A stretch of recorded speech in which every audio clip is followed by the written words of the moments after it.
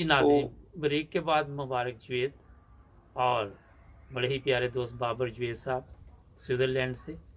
تو جی سر، آگے انہوں چلتے نے ہیں. نا پھر مطلب سختی ایسی ہوگی کہ وہ مجھے برداشت نہیں کر پا رہے تھے گھر میں.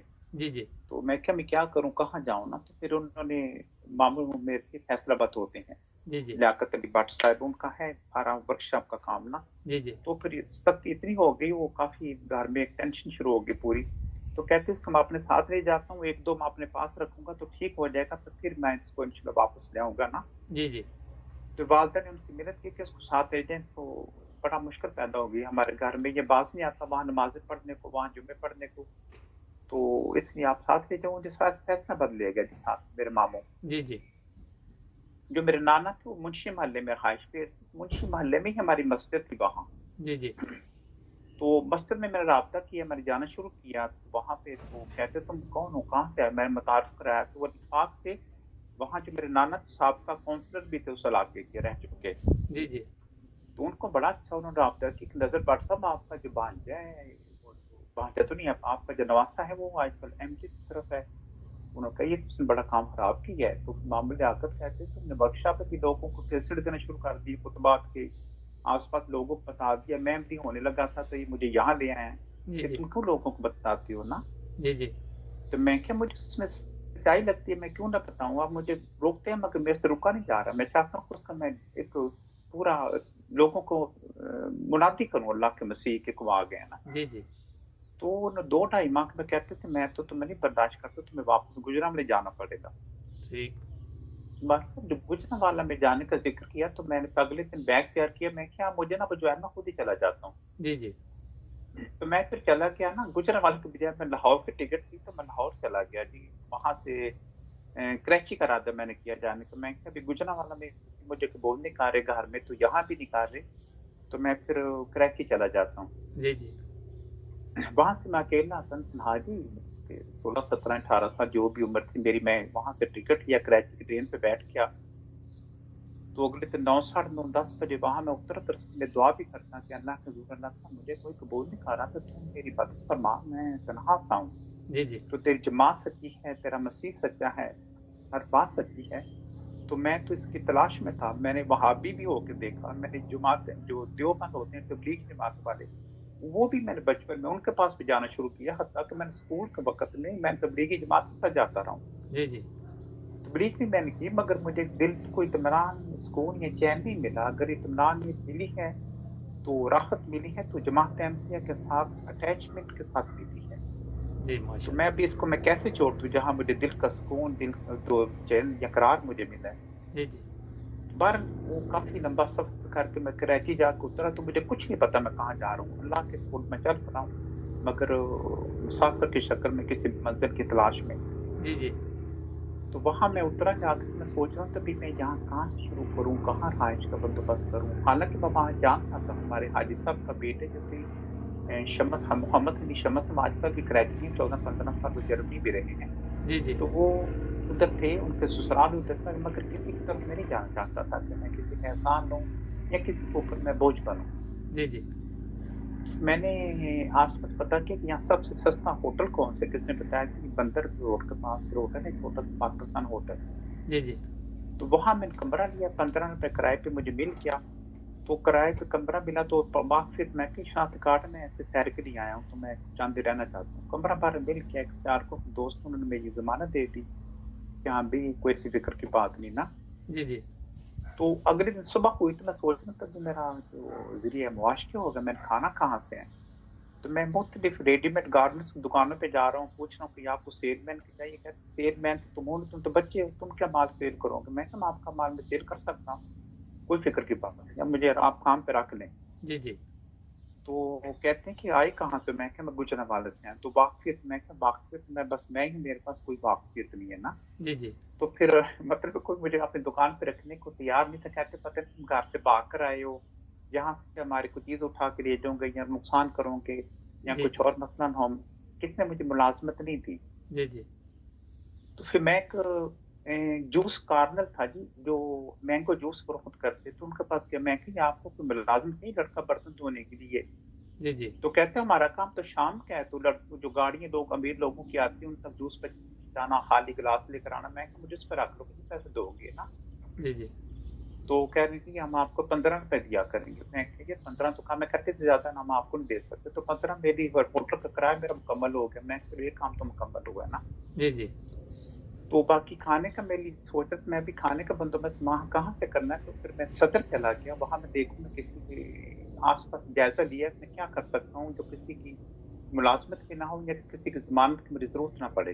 جی جی تو میں نے دیکھا کہ لوگوں کو شاپر بیگ وغیرہ کی ضرورت ہے، بڑے بڑے جو مال ہیں جو لوگ شاپنگ کرتے ہیں تو سامان انہوں نے گاڑی پہ پہنچانا ہوتا ہے تو کچھ چاہیے نا، جی جی تو پلاسٹک کے بڑے بڑے بیگ ملتے تھے، وہ جو جس کے اندر کافی سامان آ جاتا وہ 3 روپے کا ملتا تھا تھیلا جو اس وقت۔ جی جی تو میں نے پھر وہ وہاں 50 تھیلے لیے، 3 روپے کا ملتا تھا، 25 میں دائیں بازو میں ڈال لیے، 25 بائیں بازو میں ڈال لیے نا۔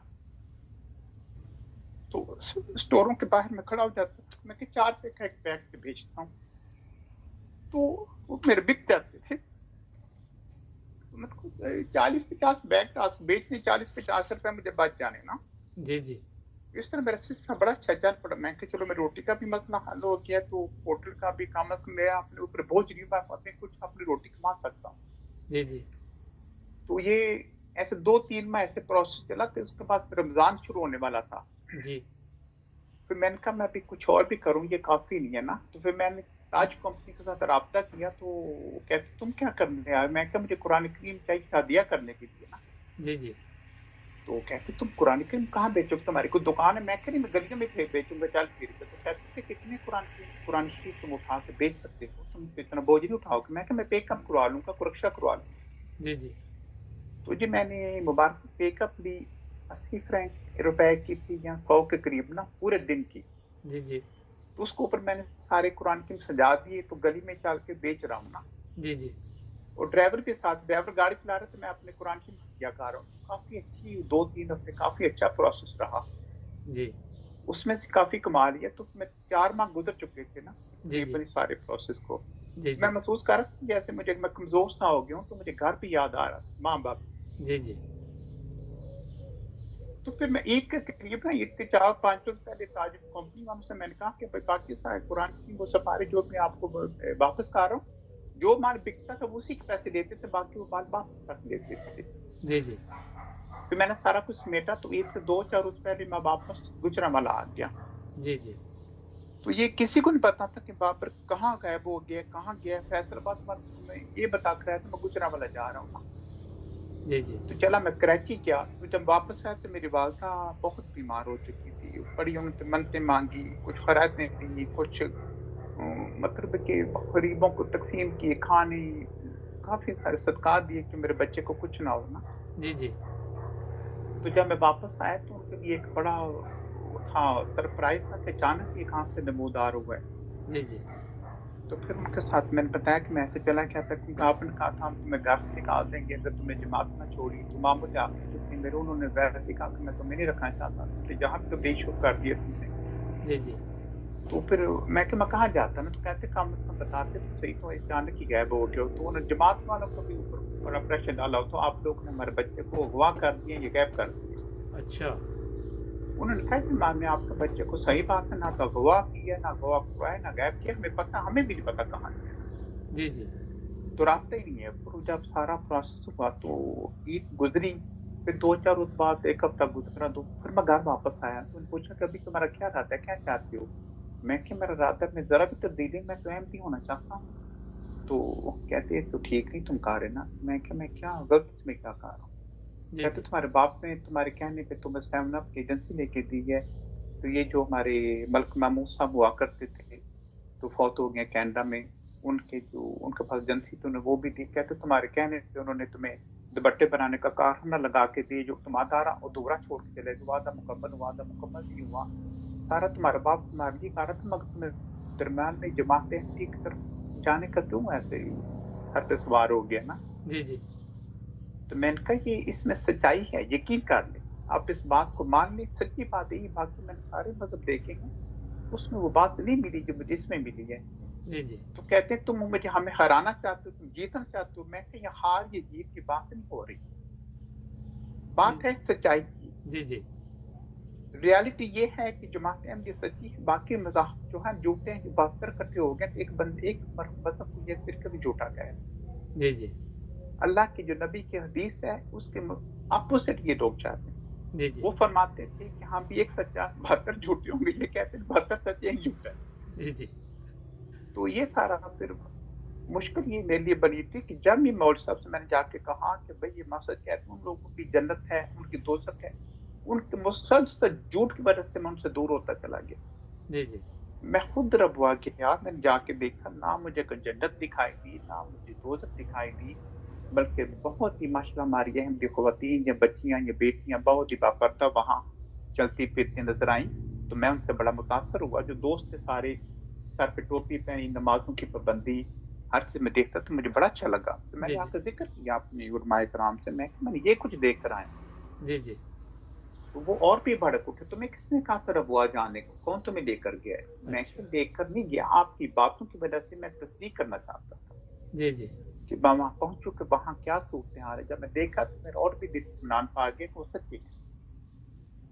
जी तो जी ये सारा खुलासा थी। फिर वालिद साहब कहते हैं अगर तुम्हें इस बात से चीज़ों से बाज नहीं आना तो तुम्हें फिर घर से जाना पड़ेगा, हम आप मजीद तुम्हें अपने घर में नहीं रख सकते ना, जी जी तो अपना बैग तैयार करो और यहाँ से चले जाओ घर से। तो मैं थोड़ा सा सोच में पड़ गया, मैं जाऊँ तो कहाँ जाऊँगा।